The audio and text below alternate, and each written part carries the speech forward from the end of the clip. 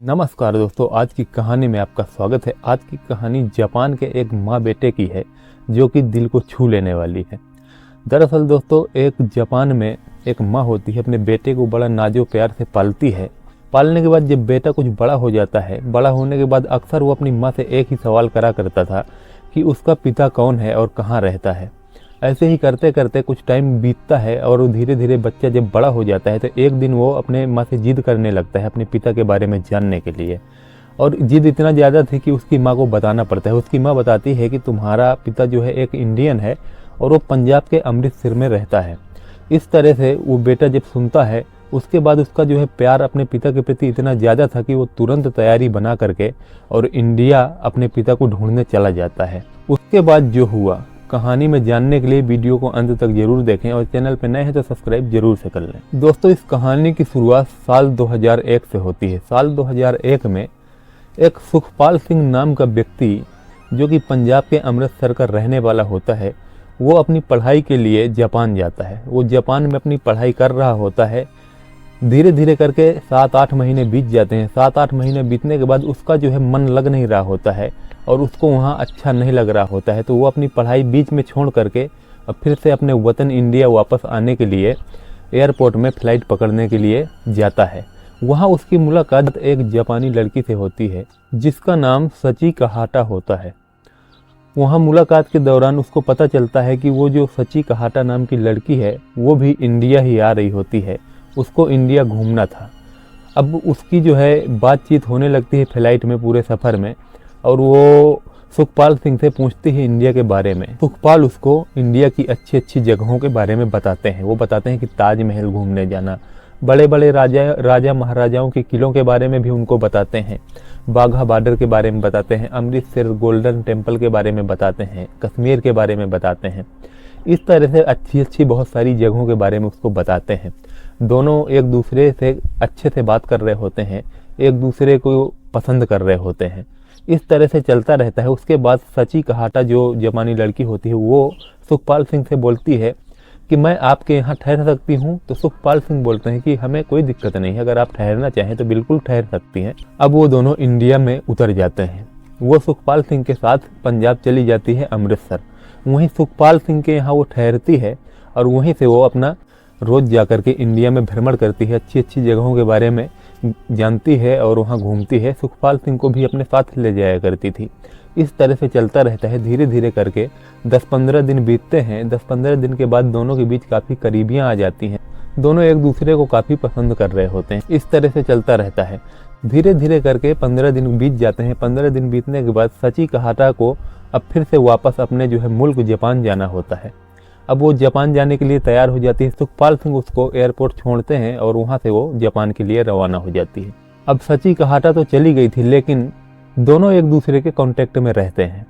इस तरह से एक दिन सची कहाटा कांटेक्ट करती है सुखपाल से और उसको एक कंपनी का स्पॉन्सरशिप देती है। बोलती है कि तुम आ जाओ, अच्छी जॉब है, अच्छा पैसा है, ऐसा करना कि यहीं आकर के तुम अपना जॉब करना। इस तरह से सुखपाल सिंह को भी ये बात पसंद आती है। वो अपनी तैयारी बनाते हैं और वो जापान निकल जाते हैं। जापान जाने के बाद उनकी वहाँ जॉब भी लग जाती है। वो अपनी जॉब करने लगते हैं और रहने के लिए कोई ठिकाना नहीं था ठीक ठाक, तो वो सची कहाटा के साथ ही रह जाते हैं। वो दोनों एक साथ एक दूसरे के साथ रहते हैं और एक दूसरे को वो पहले से ही बहुत पसंद करते थे। कुछ दिन ऐसे ही चलता रहता है। उसके बाद दोनों में काफ़ी ज़्यादा जो है प्यार हो जाता है। इस तरह से दोनों एक दूसरे से शादी कर लेते हैं। अब दोनों हंसी खुशी प्यार से रहने लगते हैं। दिन गुजर रहे थे, सब कुछ ठीक चल रहा था, लेकिन सची चाहती थी, जो सची कहाटा थी सुखपाल की पत्नी, वो चाहती थी कि सुखपाल हमेशा के लिए यहीं रह जाए, यहीं शिफ्ट हो जाए। लेकिन सुखपाल ये बात से बिल्कुल इनकार कर रहे थे। वो बोल रहे थे कि मैं अपना देश, अपना परिवार छोड़ के यहाँ नहीं रह सकता हूँ, मैं वहीं रहूँगा। अगर तुम्हें भी चलना है तो तुम भी वहीं रहना, ये तो फिर मैं अक्सर वहाँ जाता रहूँगा, यहाँ हमेशा के लिए शिफ्ट नहीं हो सकता हूँ, मैं नहीं रह पाऊँगा। इस तरह से दोनों पति पत्नी के बीच काफ़ी जो है बातचीत होने लगती है, कहासुनी होने लगती है और उन दोनों के बीच अब ठीक से बन नहीं रही होती है इसी बात को लेकर के।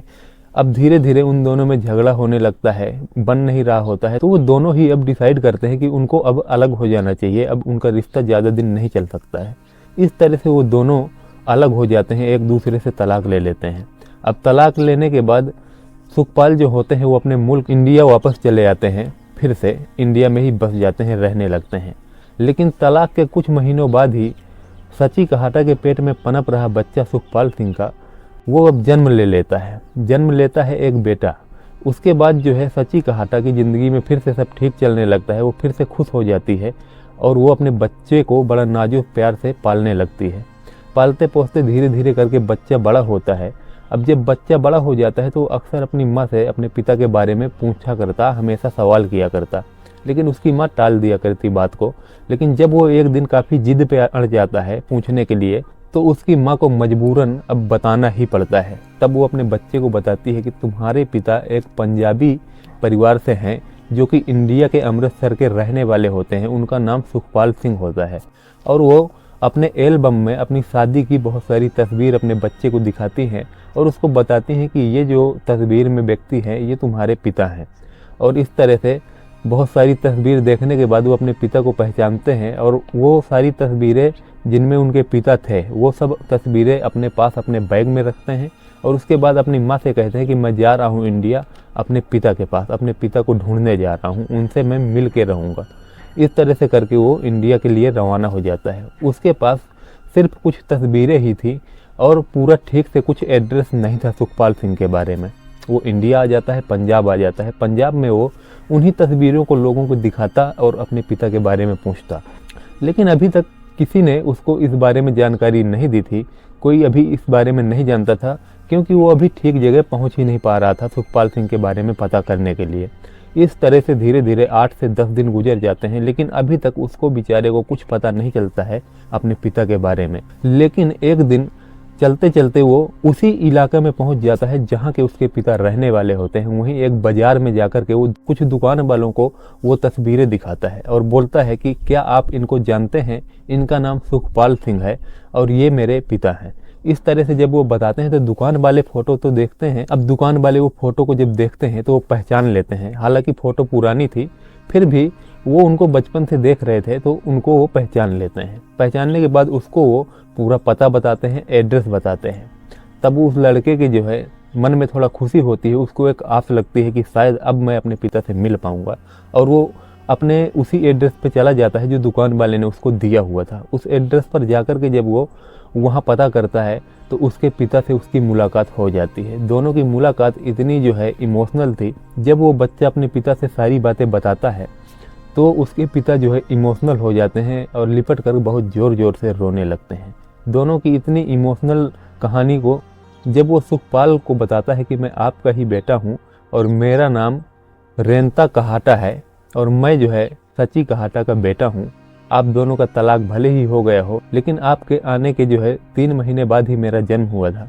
इस तरह से वो पूरी कहानी बताता है। उसके पिता बहुत इमोशनल हो जाते हैं और उसको ज़ोर से गले लगाते हैं और दोनों बहुत ज़्यादा इमोशनल हो जाते हैं, रोने लगते हैं। ये जो है दृश्य वहाँ के मौजूद लोग सब देख रहे होते हैं। इस तरह से वो भी कबूल करते हैं कि हाँ, मैंने जो है वहाँ पर सची कहाटा नाम की लड़की से शादी किया था और ये मेरा ही बच्चा है। इस तरह से सब कुछ चल रहा होता है। हालांकि सुखपाल सिंह जब वहाँ से तलाक के बाद आ गए थे वापस पंजाब, तो यहाँ भी उनकी एक शादी हो गई थी। वो एक पंजाबी लड़की से हुई थी, उनसे भी उनके पास एक बेटी थी और वो बेटी भी बोलती है कि मुझे मेरा भाई मिल गया। वो भी बहुत खुश होती है, मीडिया को बताती है। और जो सुखपाल सिंह की पंजाबी जो वाइफ होती हैं वो भी बोलती हैं कि मुझे पता तो था कि सुखपाल सिंह की शादी पहले भी हो चुकी है जापानी किसी लड़की से, लेकिन उनको ये पता नहीं था कि उनका एक बच्चा भी है। आज उनको ये भी पता चल जाता है, मालूम पड़ जाता है और वो हंसी खुशी कबूल करते हैं उस बच्चे को और बोलते हैं कि बेटा तुम यहाँ रहना चाहो यहाँ भी रह सकते हो, अगर तुम अपने मुल्क जापान में भी रहना चाहते हो तो तुम्हारे लिए हमारे घर के दरवाजे हमेशा खुले हैं, तुम जब भी आओगे हंसी खुशी हमारे साथ रह सकते हो। इस तरह से रेंता कहाटा सुखपाल सिंह का बच्चा उनको मिल जाता है और बहुत ही इमोशनल कहानी थी, दुख भरी कहानी होती है। तो ये कहानी सुनाने का उद्देश्य हमारा किसी की भावनाओं को आहत करना या किसी की भावनाओं को ठेस पहुंचाना नहीं था।